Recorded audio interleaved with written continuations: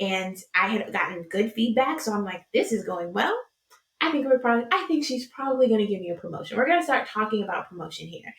And we did not. And she looked at me and she said, you are the worst person on my team.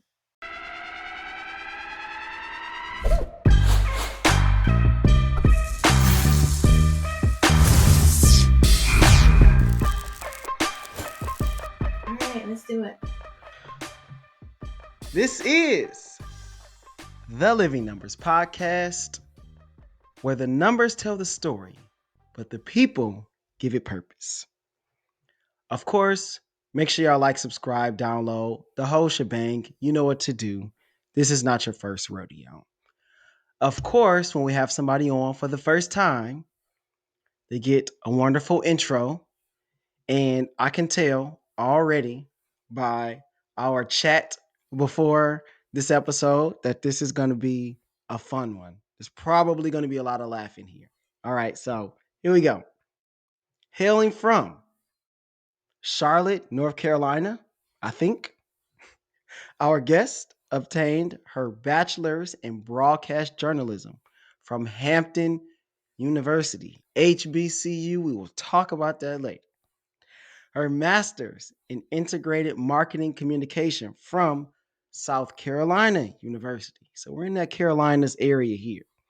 She's helping women rebuild their inner confidence through her personalized VIP coaching at zenicachatman.com. She is a gardener, dream chaser, and super communicator based on all of the wonderful certifications that she has. I present the Zenica Chatman. Say hello to the people. Hello, hello. I like that introduction. That makes me sound like I got a lot going on. I'm here for it. Well, I believe you do, because if you didn't have a great story and a lot of things that you were doing specifically to help people, then I don't think you would be here. So I'm glad that you reached out and was like, hey, yo, like, we got to do this. And I was like, let's do it. And so here we are. Yeah, well, thank you so much for having me. It's an honor to be here and to tell my story by the numbers. There we go. There we go. Okay. All right. All right. Here we go. Here, we have our first number here. All right. And it's actually a couple numbers. It's 12 to 18 months. As you all know, I have a son that is in between these ages, and he is starting to talk. He can say ball, he can say hi, bye. We're not here to talk about him, although he's very cute. Uh, our wonderful guest here is, like I said, a super communicator. And so I want to know, when did that start, right? Did you grow up as a talker? Were you like center of attention? Okay, she's shaking her head for the people who are not watching. She's like, yes, yes, yes, and yes. So take us back to that childhood. Like, how did you develop your voice? Like, where did that come from? Yeah, so the short answer of was I probably came out talking, I'm pretty sure the answer is yes. I was definitely one of those students who my report cards in early grade school always said, great student needs to learn when to stop talking all the time, hands down. I was just talking to my parents the other day about like the whoopings I got. Like I grew up in the era where parents would pull out a belt. They were always Mm. because I couldn't stop talking. And man, Tony, I would try so hard. Like there would be times in grade school where it would be like, I really want to talk, but it's gonna go I on my gotta say something. um, and as I got older, though, I kind of blame my parents for it, and I blame them and praise them for it a little bit because as I got older, they were the ones who helped me define my voice. I always say Mm. my grandmother, my paternal grandmother, always told me, "You ask a question." I was raised of that. There's no such thing as a silly question. You ask it. You assert yourself. My father would never answer a simple question for me. Dad, how does this work? How does that work? Go look it up. So he taught me how to be resourceful and find answers for myself. And then my mother taught me to definitely use your voice.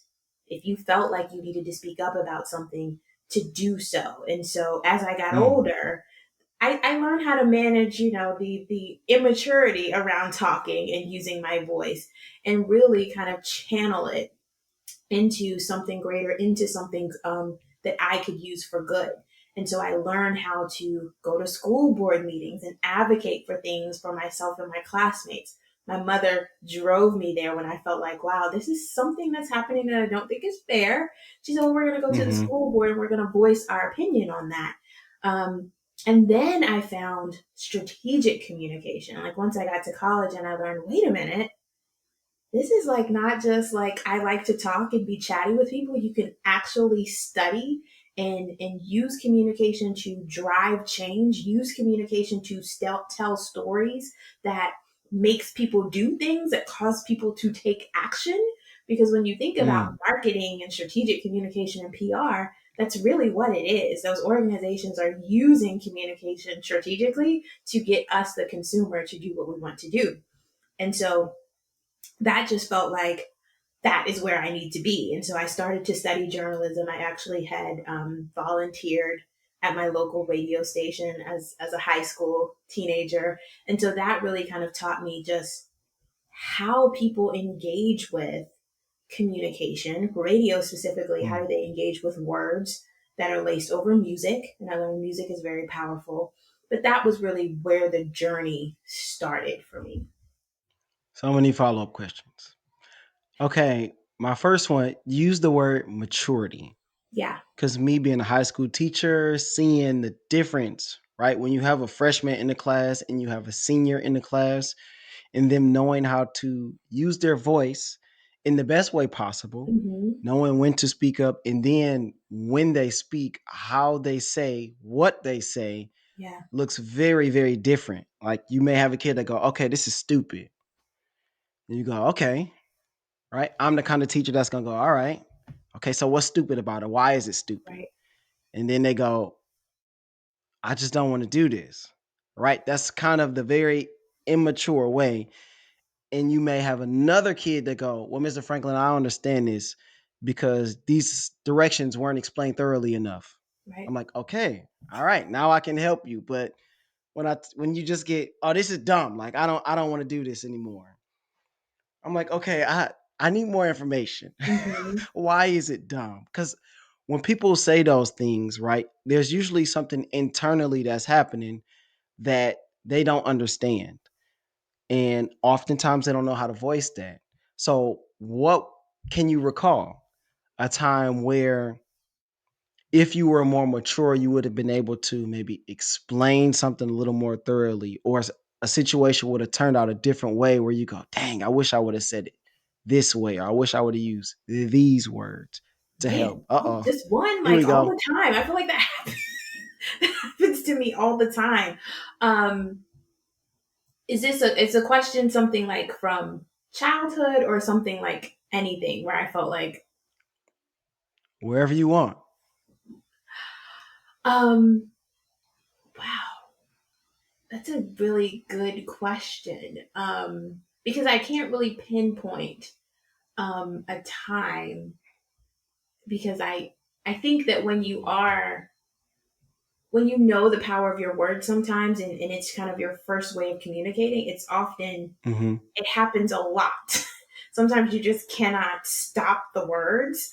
um, so I think when I was very early in my career, I had a manager who was not very good at expressing and sharing his words, and he directed one of his outbursts to me. Mm.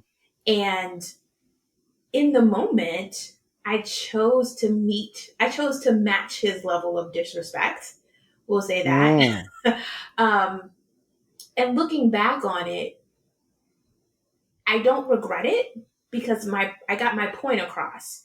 And I also let him Hmm. know, I'm saying these things to you in this way because I'm matching your level of disrespect. You've created an environment where this is how we're going to communicate. So I'm going to give it back to you. And I did go home Mm. like, yeah, I'm not going to have a job tomorrow. That probably was not Yep, very this is bright. over. Let me start Yeah, it was definitely like, all revising right, my resume. yeah, that's not going to be a thing anymore. Um, And I did go back the next day and say, that conversation, even though I still feel like I matched your level of disrespect, it was warranted based on what I was getting. I should not have allowed what you were doing and putting out there to change who I am and who I have been taught to be and how I want to perform and show up in the Mm. workplace. And I have worked very hard not to match other people's level of disrespect. That's so good because we live in the culture now where it's like, oh, you do this to me, I'm gonna do it to you, and that's not just now. I mean, it's been like that for a long time. I don't really think it will ever change. We can only try to get better as individuals Absolutely. to go, hey, you're going here. Let's try to bring it down and try to be an example for other people, Absolutely. especially the younger people. It's just like, no, that's not how we do things. So from there, I think, how did you start to go into like, okay, I think I may need to use my voice at the school board because that's not always a place where people like not everybody's going to take that extra step, that next Yeah. step. Because a Yeah. lot of Well, people will complain at home. Who's oh, going yeah, to that's this? what I Who's did. actually going? Yeah, that's what I did. Yeah. So I'll tell the story really quickly, but I am a giant nerd. So in high school, all I wanted to do was, and all of my other classmates that graduated before me were all nerds. All I wanted was some honor cords. I wanted to Mm, graduate. I wanted those cords that said, "Hey, best of the best of the best."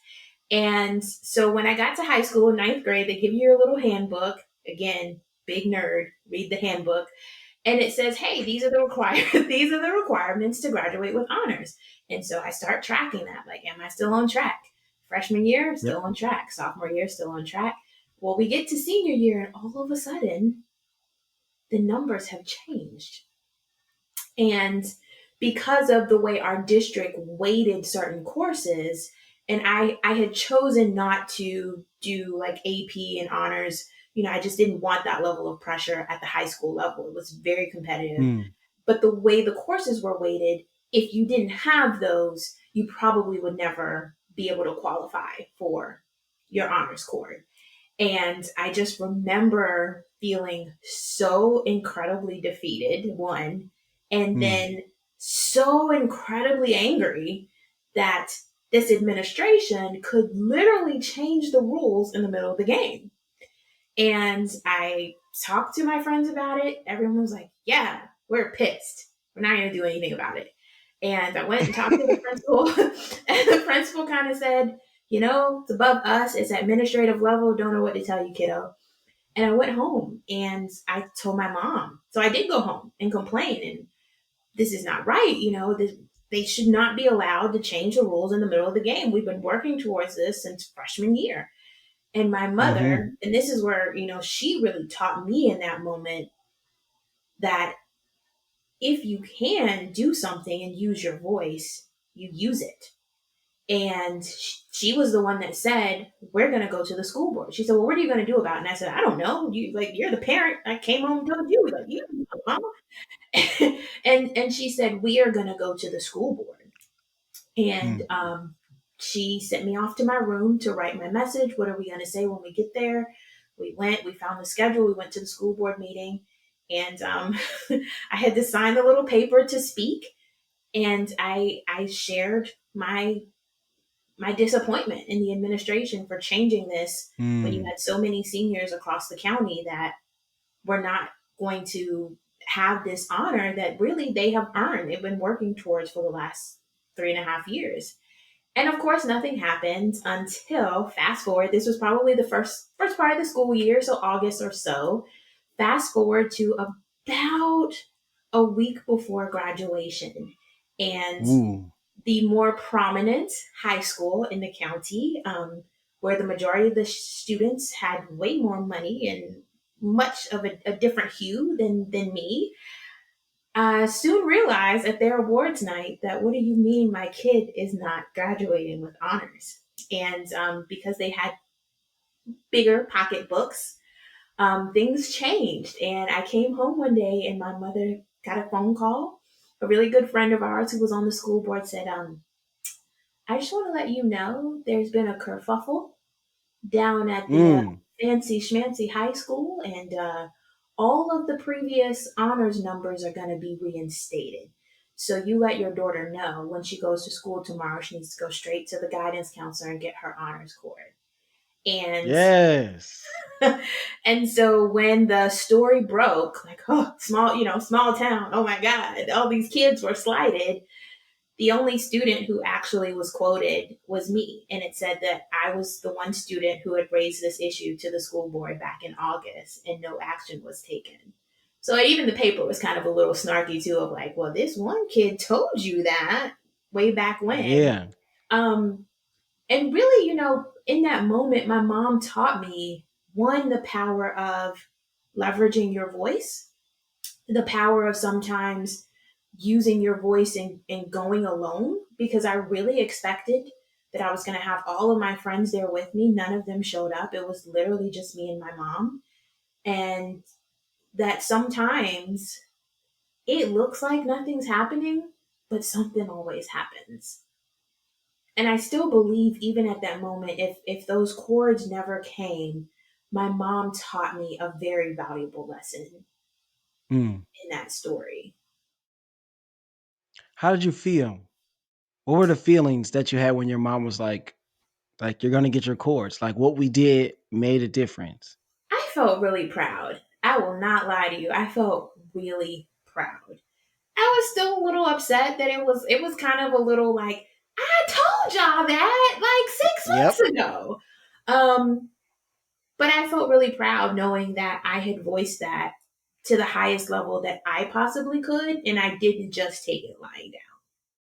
Yeah. You went out there, you're like, hey, this is a problem. They're like, okay, okay, sure. And sometimes, no, no, no. Oftentimes, when the right people get involved, or just, plainly the people with the most money, Mm-hmm. then things start to change. Unfortunately, that's how our society works.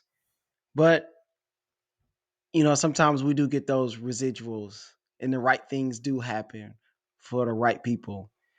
And And Tony, I will tell you, I wholeheartedly believe as well that had I also not, because school board meetings are public record, what's stated in them, what's mm, said in them are public record. I wholeheartedly believe that had I not gone to that meeting, it could have very well been only those kids would have gotten their stuff reinstated. But because me voicing that complaint was public record, I think it also gave them less cover to try and do that.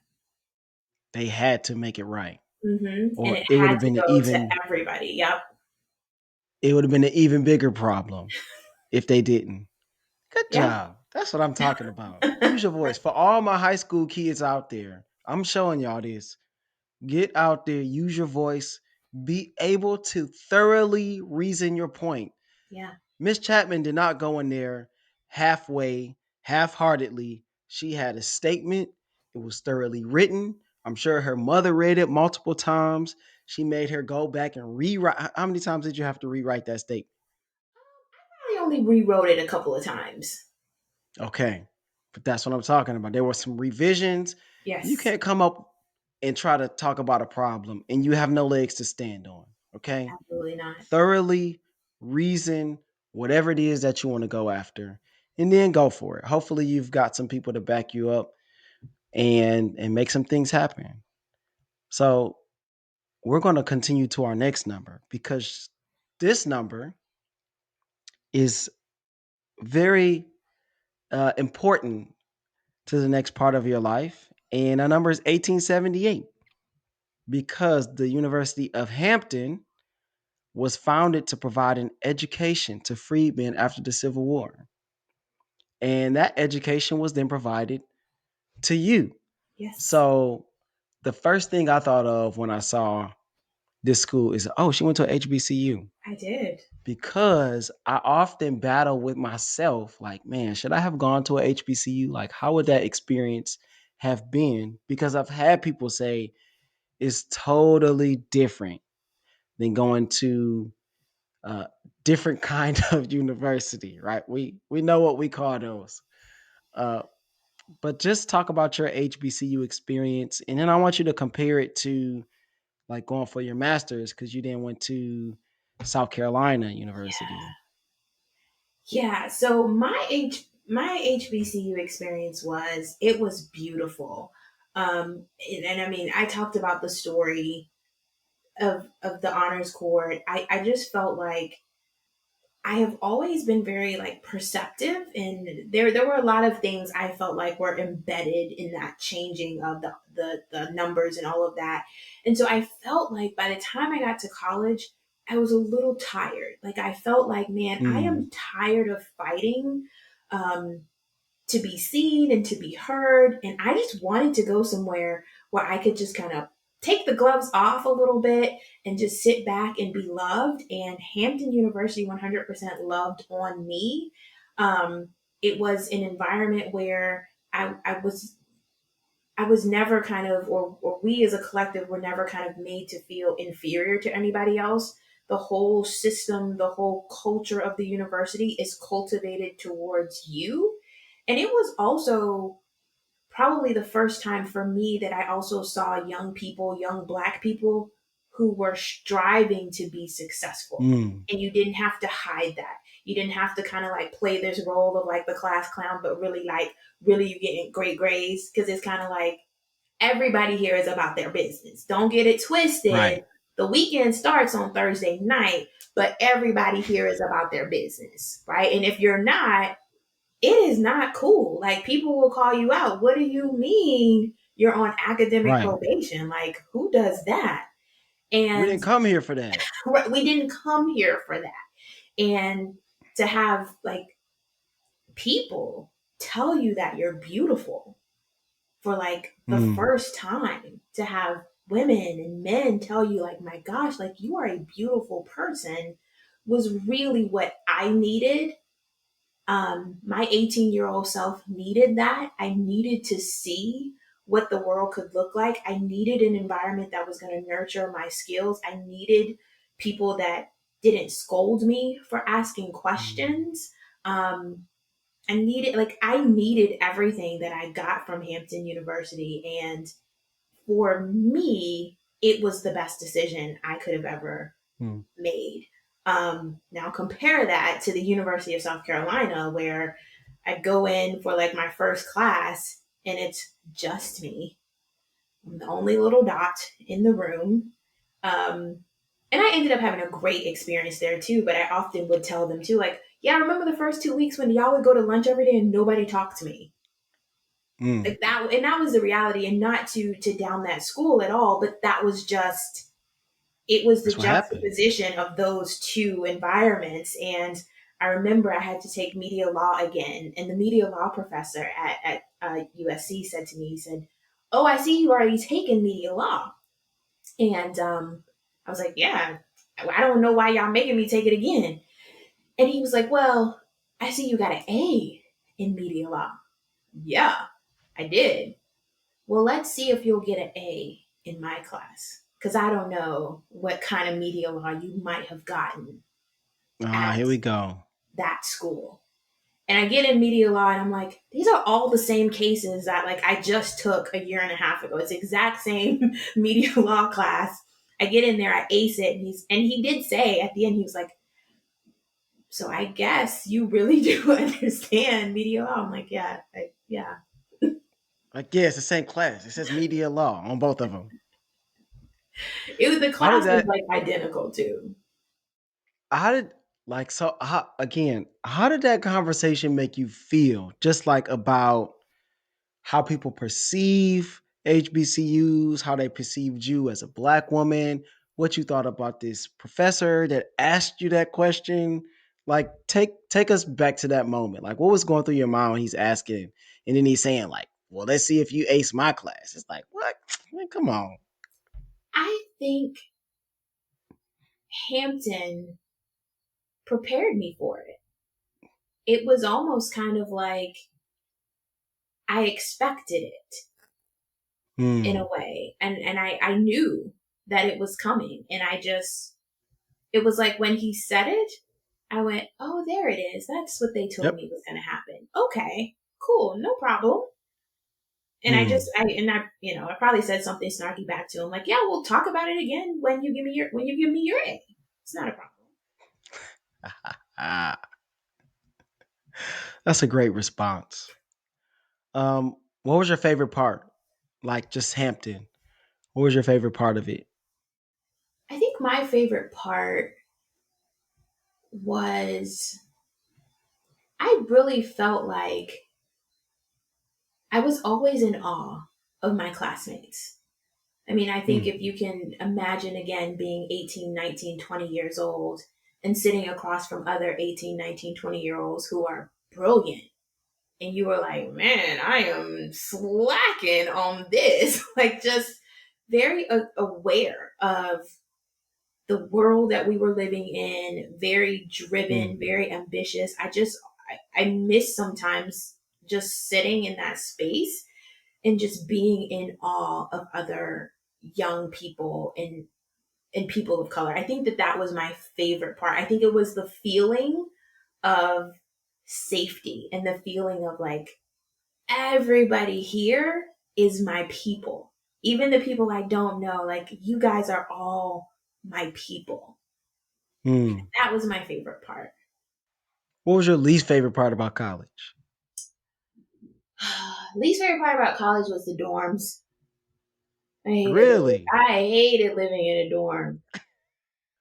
You have any good dorm stories?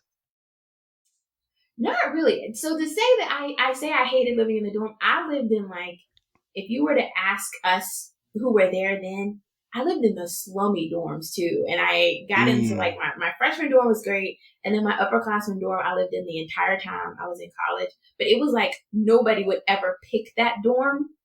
But like once I got in there, I'm like, but that's why I like it. Like nobody would ever pick it. Sometimes it's full, sometimes it's not. You might have a bathroom to yourself or one or two people.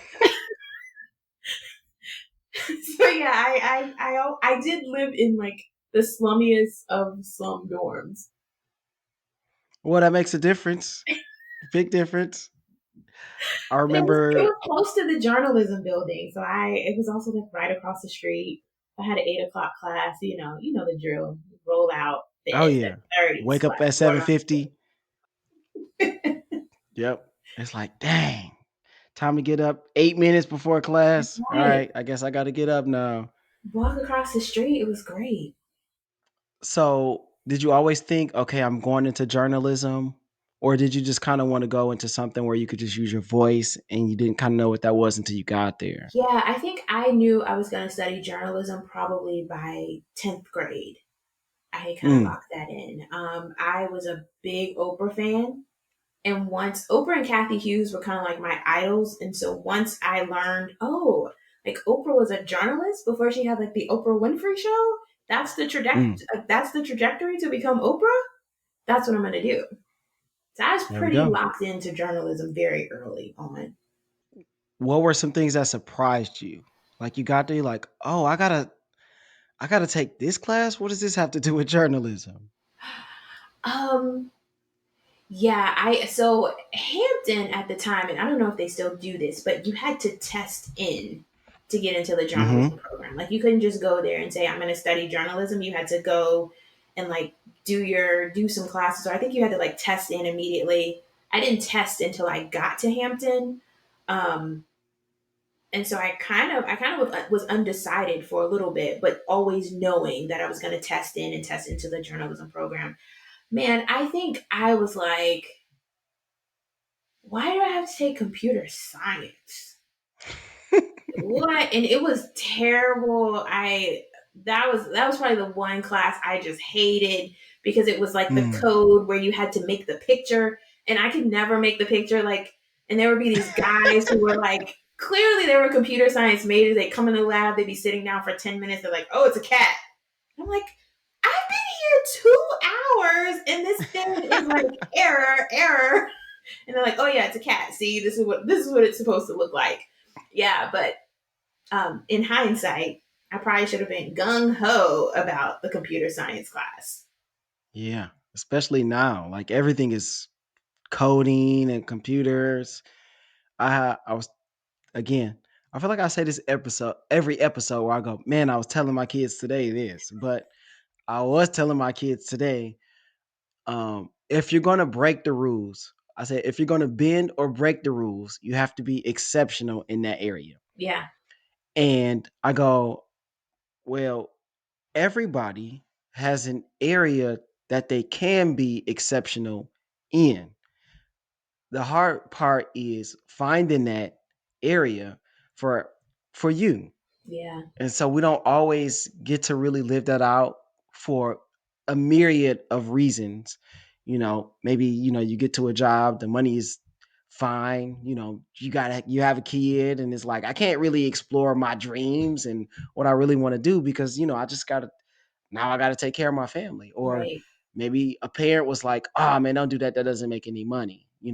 Or don't do that. You won't be able to live off of that. How are you going to support a family? So you kick your dreams to the side. But I feel like we all have an area where we can be exceptional, and I think that brings us to our next number, which is 4, because you give people with your training the 4 secrets to actually love your job today. That's exactly what your website says. What are some experiences that helped you to find these secrets? Yeah. So part of how I got to creating that guide was I actually just was disengaged with like work, Mm, and I couldn't really figure out, what is it about my work that I'm just like, I am mentally checked out. Am I burnt out? Like, mm, what is happening? And so I actually kind of went on my own personal journey of, because to your point, right? Maybe I'm disengaged. Maybe I don't like this. Maybe I don't like that. I think there's all kinds of coaching advice out there that speaks to, to really do the inner work and really pinpoint what it is that you don't like about what you're doing, which is one of the steps within the guide. But I think there's also a reality of I gotta get a check right now, though. Like there's yep. people counting on me, so I don't have the luxury, and a lot of women of color don't, of saying, well, I'm gonna just not work for a while or do whatever, or I'm done. I'm just not. So that really came from a place of like, how can I get myself back to a place where I'm okay Mm, today? Like, not like, well, yeah, go get another job. That's awesome. And that's definitely something you should be doing if you're finding that what you're doing right now isn't working for you. But sometimes you just got to get through the day. So how can I just get through the day? And so in that guide, we look at things like really pinpointing what it is that you don't like so you can have conversations with your manager. But we also talk about how can you just see the job through the eyes of your strengths today? Because when you are operating in your strengths, man, you can be doing the most mundane report, but I'm doing it from a place of this is what I'm good at. I'm going to leverage my yeah. strengths. Maybe I'm going to not take the report the same way like Tony threw it over the fence to me, but I'm going to look at it with some fresh eyes and I'm going to put my own little stank on it. And that's how I'm going to get through the day. So that's really where that came from. And it also came from I had a very traumatic experience with workplace bullying. And so now I coach a lot of women who are on the other side of workplace bullying, helping them do things like getting their confidence back, really defining what success looks like for them. And oftentimes, women who are kind of still in it, we work through things like that of like, how can you take the focus off of the bully or the toxicity that's happening around you, put the focus back on yourself so that you can just be productive and get through the day to day and feel a little more energetic about your work and not Mm. have that like negative toxicity just stuck on you all day. What kind of work were you doing? I was doing communications work. So that's kind of been pretty much my entire career. And at the time that I was experiencing what I was experiencing, that's the work that I was doing. And so it was equally, it was a very intense role. Um, and so to be in a very intense role, but also not being treated well, but having to show up When you're in a communications role or when you're on a spokesperson, you don't have the luxury of kind of like not doing good. You kind of have to get your point across. If you're a spokesperson, you've got to do that very Mm. succinctly, very clearly. Sometimes the questions that are being fired at you are not nice, right? So the reporter might be framing them in a way that you're like, huh? But you can't do that on Like, hey, I camera. see what you're So trying it's to a do there. lot. So it was a lot of that, right? Of like, oh, I've got all of Mm. this negativity coming at me, but I've only got to put out positive vibes.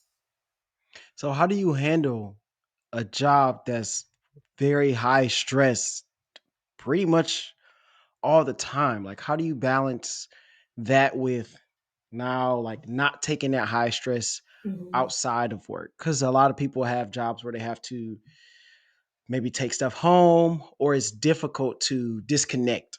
Like Yeah, when you leave work at work. I'm going home to my family, or even if you going home to yourself, okay? I still don't want to take this work stuff with me. So how do you turn that on and off? Like, yeah. what has been your experience with that? So I think what I'm learning and what I help my clients do is one question I would ask in response to that is, do you? So people who are like, I've got to take this work home with me, do you? Because one of the things that I learned is that a lot of what I was doing was self-inflicted. Mm, So we are taught to work harder. We are taught all the you've time. got to work 10 times harder than everybody else. And so we carry that everywhere. It doesn't just mean we work 10 times harder at church. It means we work 10 times harder at work. So we have more projects. A lot of the women that I coach have bigger teams than everyone else. So their workload is bigger. And so one of the things that I've learned to do is to really ask myself, who's requiring this of me? Mm, Right? Is this something that is really required? Or am I working from this place of, well, I've got to do it because I got to carry a bigger load than everybody else because I've got to present a different way? And we look at these kinds of things when I'm coaching women because these are the really things that women of color and Black women specifically bring to work all the time, right? This notion of, I've got to work harder because that's just what I have to do. And I'm bringing everybody else, right? Like I am a representation of every other Black woman who's going to come yeah. into this organization, right? And so that's one piece of it is is all of this required? Then once we look at maybe it is, maybe it isn't, how do we delegate some of this stuff? Hmm. How do we, I call it kind of strategically volunteer because oftentimes our passions are used against us. So you'll find that you're being asked to be on, oh, well, Tony, like you like music. Can you like go and help do the drama play? And it's like, well, are there coins for that? Because really my career goals are over here and I could go help with the play, but that's going to take me off the path of my larger career goals. So let's talk about what the organization needs, where I'm trying to go, and let's delegate that a little bit more strategically and let's have a conversation around what I'm going to do. And oftentimes, like in the corporate space, it's our passions are used against us. So it's, oh, can you just sit in on that DEI committee? Well, the DEI committee that has no funding? And now my plate is full with all of this stuff. And so when it's time to assign the big career Extra. making projects, my plate is really too full.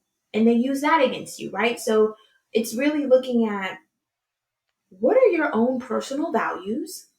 So what's important to me as a person? And how do I start to do work that is aligned with my values? Absolutely. And then finding, because like there is a place for volunteering and offering your Absolutely. time. But man, when you got so many things that are required, that just takes you away from the stuff that you actually want to do. And then if it's volunteered to you because it's a passion of yours, that actually takes you away from the passion because now I'm doing it because I have to, because Yep. it's on somebody else's list of things that they want to get done. And no, I really don't care about it, right? I'm disconnected from the passion part because Right. And now you're again, becoming disengaged. there we back to square one. Disengaged. Wow, man. Things just work perfectly around here. Okay. When did you start to see like speaking as a business? Like, okay, wait, like I kind of have something here. So you're now leaving this job that you are disengaged from, or maybe that's when you started to think about, okay, maybe I'm putting together something that I could offer other people that will be helpful, that maybe just maybe I could get paid for. Yeah. When did that thought start to enter your mind, and how did you then begin to start to put that together? It wasn't until because I'll be honest. I mean, I had done a lot of things with, hey, I'm coaching and I want to be like inspirational and I want to motivate people and I want to help Black women. And it really wasn't until I kind of sat down with some other friends and I was like, guys, I need to figure this out. I feel like there's something here. There's a natural ability to talk to Mm, people and use words, and there's a natural something that pulls people to me because I've also always been the I'm always late in the office with somebody who's like, okay, there's nobody here. Can I talk to you about can I something? talk? Let me ask you a question. Yes. And I would like really geek out on it. I'm like, great, let's draw this out. How could this look? And so I was like, okay, I know that there's kind of this natural skill set here. There's this natural energy that people are drawn to me for, but something's missing. And I kept Mm, kind of like going back to certain things. And, they would kind of read my website and some of my stories, and they were like, what? What are you afraid of? There's something that you're just not, you're holding mm, yourself back. And when I really kind of started to say, I really want to work with women of color who are not having great workplace experiences. Um, and the room kind of went quiet. mm, And it was because that was a story that I was scared to tell. I didn't want to tell people that I felt like I had been bullied at work, that I felt like I was depressed most days, that I gained 20 pounds, that I wasn't eating, that I was stressed out every day about losing my job while being harassed, while just having all of these like psychological and even, like spiritual mental attacks every day. I did not want to tell that story because I didn't want it to be my story. And then when I mm, started telling it and realized that so many other women of color were going through the same things, and I often say that, like, we don't suffer in silence anymore because we'll tell each other. We'll go to brunch and we'll talk about the BS with each other, but we are suffering in silos and we're not taking these stories out into the world so that when people talk about things like workplace bullying and discrimination, they need to know how these things feel, how they sit in your mm, spirit, how they're happening to the person next to you in the cube that you go to lunch with every day, that you see what's happening to her, but you're not saying anything because she's telling you she's fine. No, you need to feel what she's mm, experiencing, and there needs to be a space where you can talk about how to build and grow your career, but the space that doesn't make it seem like, and we're going to do that because racism and sexism in the workplace doesn't exist. No, it exists, but we're going to move forward in spite of, and we're going to support each other in spite of. So that was kind of when I really started to, once I realized it didn't just happen to me, it was right. happening to so many other women. That was when I thought, maybe there's something here. Maybe I have a bigger purpose and there's a different way that I can use these gifts and these talents to support other women. I'm so glad. And I want you to share the story here in a second, but I feel like it is the difficult times. Those are the things that suck in our lives. Those pull us together more than anything else. when Yeah. you go, man, because we connect to those traumatic experiences and they shape how we think and how we see the world, our perspective. So please, for the people who may be hearing you and seeing you for the first time on this podcast, please tell the story as detailed or as short as you would like to. Yeah, I'll tell it short, but long story short, I hope I can keep it short. I was working what I had considered my dream job. I felt like I Mm, had done everything that every career book mentor, everybody told me to do. I had the list of like, these are the companies that I'm eyeballing and I'm stalking them on LinkedIn and I'm connecting with people there and I'm going to get a job there. And I did. Like, lo and behold, I submitted an mm, application. That was another thing. Like, I didn't know anybody there. I saw a job. I submitted my application online. They called me and I got the job. And I was like, oh my gosh, like, oh mama, we made it. Got the job. And started the job and for about a year was great. I had that feeling again of like, wow, these people are brilliant. They are the top of the game at mm. what they do. I'm gonna learn so much here. Like I am gonna be like a CMO in 5 years with this kind of experience. And probably about a year and a half into that gig, I actually went into just a regular one on one meeting and I had gotten good feedback. So I'm like, this is going well. I think she's probably going to give me a promotion. We're going to start talking about promotion here.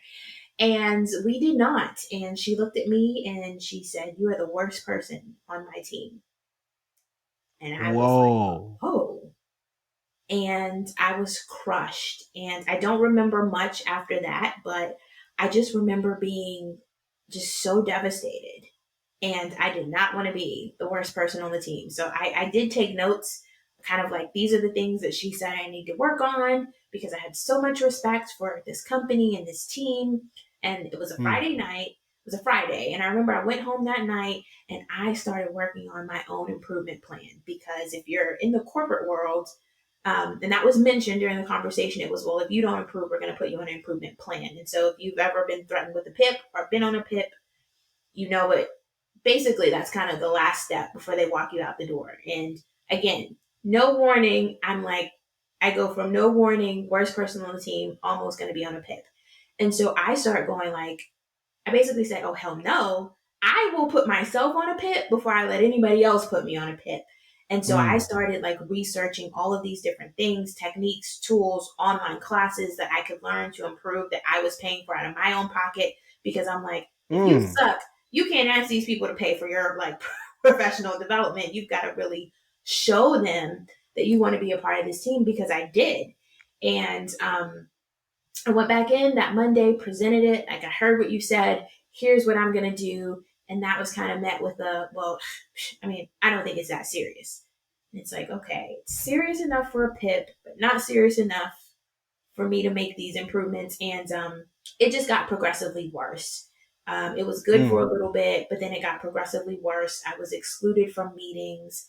Um, my projects were being taken away from me without kind of any previous talks or acknowledgement. My projects were getting taken away from me, getting replaced with very like administrative, low level work.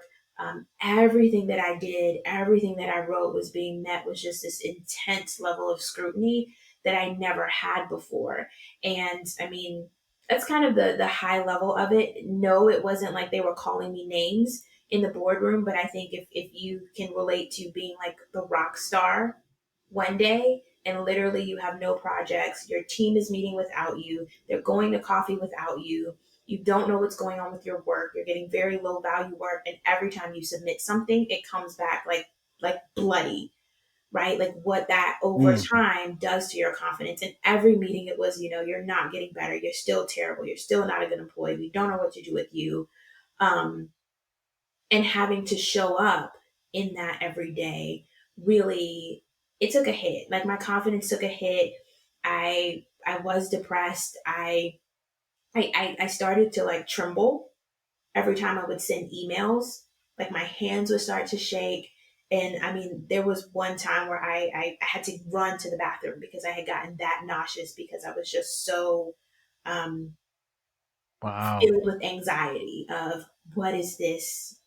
What is this email going to be met with on the other side? And it really took my one friend on the team who we had worked together, we had been in the trenches together. There was a lot of things on that team that I had trained her on, and it was to the point where for me I couldn't send an email. And so so all of these things start to feed into each other because now I'm filled with so much anxiety, and the work was really fast paced. So there wasn't a lot of time allotted for me to like send emails. You gotta when you're working with media, you gotta get it done pretty quick. And I turned to her and I was like, and it was to the point now where it was simple emails of like, if I was just saying, "Hey Tony, I'm just following up to see if you read the such and such," I would be like, "Can you review this for me?" Because there was Wow. always something in my work, and it took that one friend, and I call them, I know now that those people are called bystanders in the bullying world, to say to me, she said, she's like, "No, I'm not going to review any more emails for you Mm. because what they're doing to you is not okay. But what you are doing to you is something that I'm not going to sit back and watch anymore. You know your value, you know your talent. You read that email, you push send, and then we're going to go have pizza. And that's going to be the end of this. Like, when I'm not doing this, I'm not going to watch you do this, and I'm not going to be a part in what you're doing to yourself anymore." And it kind of took that of like, oh, to snap me out of it, to go, one, I'm not Mm. making this all up, because when you're a woman, sometimes in the work world, you get met with like, "Well, are you sure? Are you sure? Like, is that really happening?" And it was like, for me, it was, oh, yeah, I'm not crazy. This is really happening. I'm really being mistreated. And that was kind of the impetus for me to, one, kind of start standing up for myself, and then really starting to get my confidence back and actually find my way out of that environment. So that was the moment. Because my next question was, what was the moment that turned it around? It was that friend, like, hey, you're clearly talented. Send the email. This is not okay. And then we're gonna go get pizza. Yeah, That was the moment for you. yeah, that was the moment. Shout out to good friends. What's that friend's name? If Oh, you I don't can. want to If you say her can. name. Okay. Okay. Okay. Just make sure you tell that friend thank you. She knows. I Again, tell I her know thank you all the time. She knows. that's awesome. So with all that experience, all these different ups and downs, these successes, and going through so much, I think that at this point, when we get to our three whats, you'll be able to give some wonderful, wonderful advice here. Okay. First what? What's an opinion that you have that will be considered unpopular? Um, One of them is, I no longer subscribe to the motto that, as a person of color in a corporate structure, whether that's government, because I've done them all, government, nonprofit, all of it looks and functions the same way to me. I no longer subscribe to the notion of I've got to work 10 times harder than everyone else. I work smarter now. I leverage my assets and my resources a lot better. And I have given up on working harder than everybody else. I like it. You are not the first person to say that on this podcast. Let that be a lesson to everybody. Okay. Second, what? If you weren't working in communications, what field would you be working in? Man, if I wasn't doing this, although I have asked myself that question a lot, I think this world is definitely it for me. But I think I would be a dancer. Now, I've never Yes. danced. I wasn't in ballet or anything. But like, if I could do anything, it would be like creating art, like with my body and moving and dancing. That'd be my jam. Okay. I'm with dancing. We grew up dancing. My dad was a dancer, so he Yeah. always wanted to make us do like these routines and stuff. We hated it.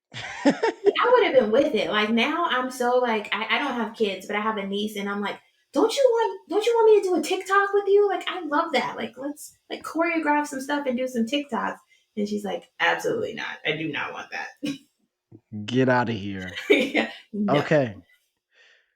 What advice would you give to someone in high school? 14 to 18, 19 years old. Take this back to my kids. What would you say to them? Yeah, so I have a niece who is she's a senior in high school. So I'll these are some of the things that I think about that I want to share with her. And one of them that has become more prevalent for me, and it might be a little controversial, so I don't know if you want to share it with your Okay, kids. okay, come But on I with it. tell her now to prepare for the time, like prepare her finances and her life for the times that she doesn't want to work. Because I believe that if we keep working and moving and doing, going about life the way that we are, there's going to come a point in your career where you might not want to quit completely, but you might want to break. You might want that year where you're not going to work and you're just maybe just getting yourself together. And so I tell her now that you need to prepare for a break at probably about year 15 and don't try to go hard from like 25 to 65 or 70, but prepare for something to happen where you're going to want to rest.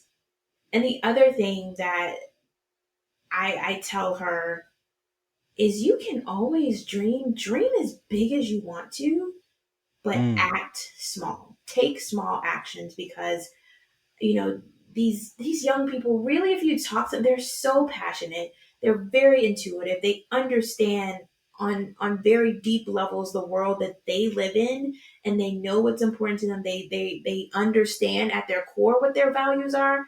There's still a level of maturity that they have to go through, but I'm so impressed with them. And we can get very overwhelmed by the big issues that impact us. There's so many mm. things that you want to do and you want to have change and you want to impact the world. And I think that young people get a lot of those messages of like, be impactful.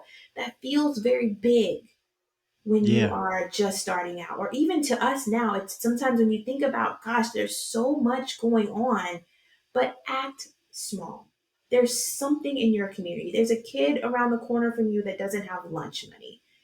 $4, give him lunch money, give her lunch money. There are some very small issues that everyday people are facing that can be solved with very small actions, very small amounts of dollars, right? Like $1,000 may not go far, but I give 1,000, you give 1,000, she gives 1,000, and we do that as a collective, then we can Mm. still impact change. So I invite young people to, yeah, dream big, but take some of that pressure off yourself and take the small actions, because you'll look up many, many, many years from now and you will have gone so much farther than you thought you could by just focusing on taking those small actions. What better place to leave it with just think big, take small steps. Step one, do step one. Okay, great. Step one's done. What's step two? Yeah. Wow. Zanika, it's been a great episode. I It's loved been a it. lot of fun. I had a lot of fun. Well, signing off for Miss Chapman. Of course, we can't leave without you telling people where they can find you. Yeah, so you can find me. I'm on all the socials, but I tend to act up the most on Instagram at Z_Chatman. So that's Chatman. And you can catch me on LinkedIn. It's Zenica Chatman on LinkedIn. And if you want to check out my website and grab that guide that we talked about, it's available at zenicachatman.com. That's ZENICACHATMAN.com. You heard it here first. Well, maybe not first, but first time here. That's right. Thank you all for listening. Thank you all for listening. Thank you all for watching. Of course, make sure you like, subscribe, download, share the episode with someone who you think would love it. Thank you all, and I will see you in the next ramble. There we go. While